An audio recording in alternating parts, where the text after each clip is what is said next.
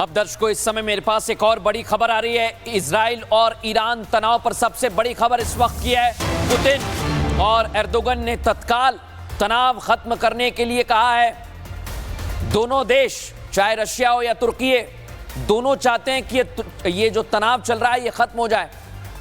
दोनों देश कह रहे हैं दर्शकों कि तत्काल आप संघर्ष खत्म करें, ये ईरान से कहा जा रहा है दर्शकों। लेकिन आप सोचिए दर्शकों कि अगर ऐसी स्थितियां बन रही हैं तो आगे क्या तस्वीर होगी, इसे लेकर आपको रिपोर्ट दिखा दें।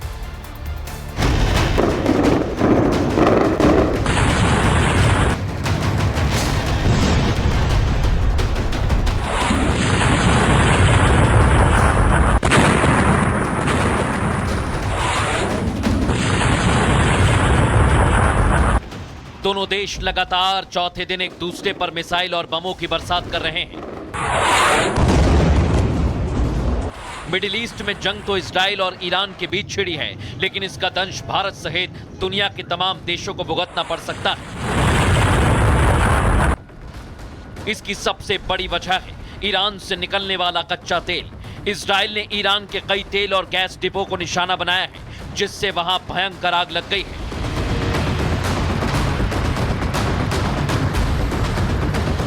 इजराइल के हमलों के बाद ईरान होर्मुज जल डमरू मध्य भी बंद कर सकता है, जिससे पूरी दुनिया की तेल सप्लाई प्रभावित होगी, क्योंकि यही वो रास्ता है जिससे दुनिया का लगभग 20% तेल जाता है। अगर ईरान ऐसा करता है तो जहाजों से सामान भेजने और बीमा कराने का खर्च बहुत ज्यादा बढ़ सकता है। इसका असर भारत पर भी दिखाई देगा। भारत में पेट्रोल डीजल की कीमतें बढ़ सकती हैं। साथ ही दूसरे देशों से भारत आने वाले सामान की कीमत पर असर पड़ सकता है। दुनिया भर में सोने के दाम भी आसमान छू सकते हैं। ईरान और इजराइल के बीच जंग लंबी खिंची तो पूरा मिडिल ईस्ट इसकी जद में आएगा। इन देशों से होने वाले तेल की सप्लाई प्रभावित हो सकती है। मंदी के दौर से गुजर रही दुनिया में तेल के दाम आसमान छू सकते हैं, जिसका सीधा असर दुनिया भर के देशों की अर्थव्यवस्था पर पड़ेगा। दुनिया भर में महंगाई बढ़ सकती है। यही नहीं, जिन देशों की अर्थव्यवस्था मिडिल ईस्ट के तेल पर निर्भर है, उन देशों की इकॉनमी ध्वस्त हो सकती है।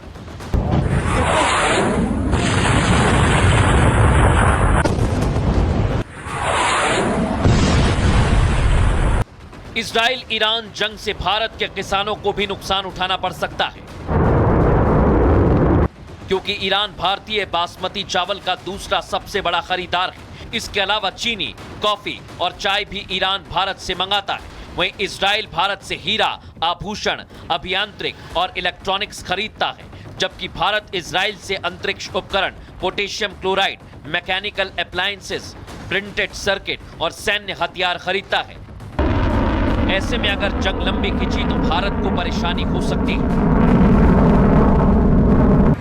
मिडिल ईस्ट के बड़े देशों में जंग जब भी हुई है, तब तेल की कीमतों ने आसमान को छुआ, जिससे पूरी दुनिया में महंगाई बढ़ जाती है।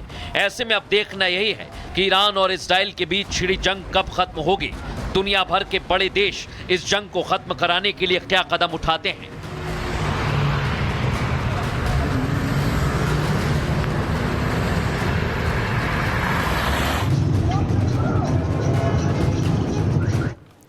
और इस बीच एक और बड़ी खबर आ रही है दर्शकों। इजराइल ने एयर स्ट्राइक फिर से कर दी है।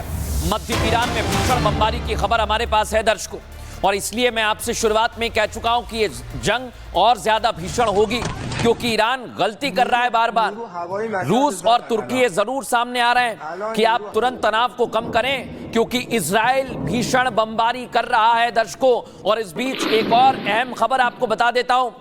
मिसाइल लेकर जा रहे ट्रकों पर इजरायली डिफेंस फोर्स ने बमबारी की है। चारों तरफ से हमले तेज हो गए।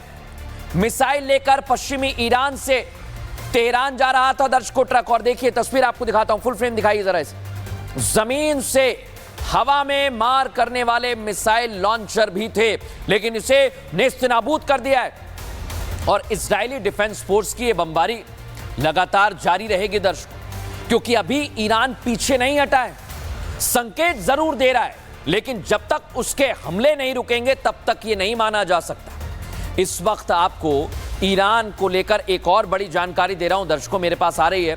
फिलिस्तीन में ईरान की मिसाइल गिर गई। सोचिए जरा, ईरानी मिसाइल जो वो इजराइल की ओर फेंक रहा है वो फिलिस्तीन के रिहायशी इलाके में गिर गई है। अब आप सोचिए, फिलिस्तीन। भारत में पेट्रोल डीजल की कीमतें बढ़ सकती हैं, साथ ही दूसरे देशों से भारत आने वाले सामान की कीमत पर असर पड़ सकता है। दुनिया भर में सोने के दाम भी आसमान छू सकते हैं। ईरान और इजराइल के बीच जंग लंबी खिंची तो पूरा मिडिल ईस्ट इसकी जद में आएगा। इन देशों से होने वाले तेल की सप्लाई प्रभावित हो सकती है। मंदी के दौर से गुजर रही दुनिया में तेल के दाम आसमान छू सकते हैं, जिसका सीधा असर दुनिया भर के देशों की अर्थव्यवस्था पर पड़ेगा। दुनिया भर में महंगाई बढ़ सकती है। यही नहीं, जिन देशों की अर्थव्यवस्था मिडिल ईस्ट के तेल पर निर्भर है, उन देशों की इकॉनमी ध्वस्त हो सकती है।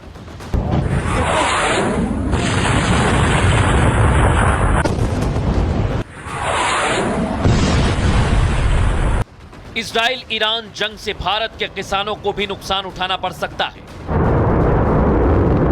क्योंकि ईरान भारतीय बासमती चावल का दूसरा सबसे बड़ा खरीदार है। इसके अलावा चीनी, कॉफी और चाय भी ईरान भारत से मंगाता है। वहीं इजराइल भारत से हीरा, आभूषण, अभियांत्रिक और इलेक्ट्रॉनिक्स खरीदता है, जबकि भारत इजराइल से अंतरिक्ष उपकरण, potassium chloride, mechanical appliances, printed circuit और सैन्य हथियार खरीदता है। ऐसे में अगर जंग लंबी खिंची तो भारत को परेशानी हो सकती है। मिडिल ईस्ट के बड़े देशों में जंग जब भी हुई है, तब तेल की कीमतों ने आसमान को छुआ, जिससे पूरी दुनिया में महंगाई बढ़ जाती है।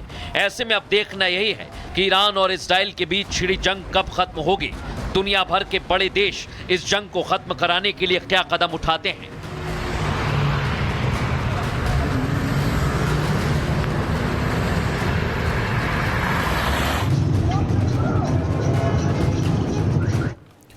और इस बीच एक और बड़ी खबर आ रही है दर्शकों, इजराइल ने एयर स्ट्राइक फिर से कर दी है।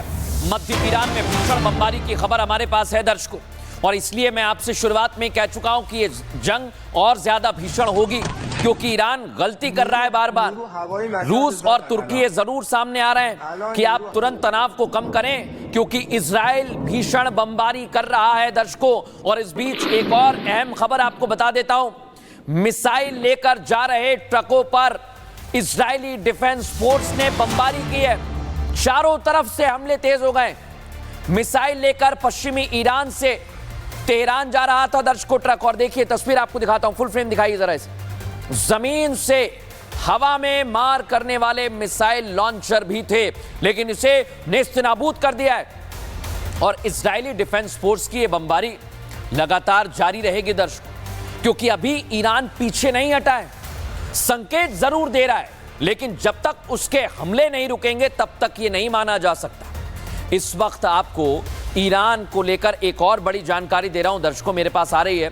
फिलिस्तीन में ईरान की मिसाइल गिर गई। सोचिए जरा, ईरानी मिसाइल जो वो इजराइल की ओर फेंक रहा है वो फिलिस्तीन के रिहायशी इलाके में गिर गई है। अब आप सोचिए, फिलिस्तीन